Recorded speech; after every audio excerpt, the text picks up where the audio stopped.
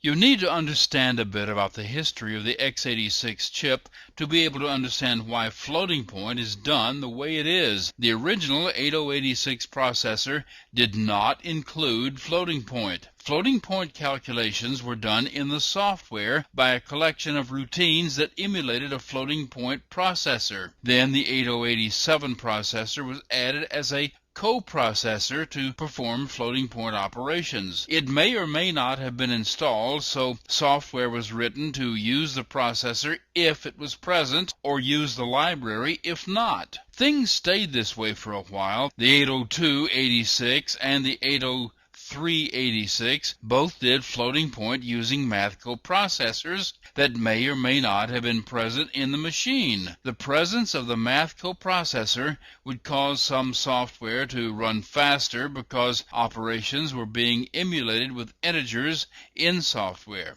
Now, however, the floating point coprocessor is gone, and all floating point is done in the same chip. However, remaining consistent with earlier architecture, the floating point operations are entirely separate from the integer operations. Floating point has its own set of registers, and these registers have an entirely different organization than the others. There are 8 of them. They are named ST0 through ST7. They're named ST because they work like a stack. Floating point operations work with ST0, the top of the stack. All new numbers are added to ST0, the register on top of the stack. Numbers already in the registers are pushed down on the stack. Also, numbers can be popped off the stack from the ST0 register. All floating point operations involve the top of this stack.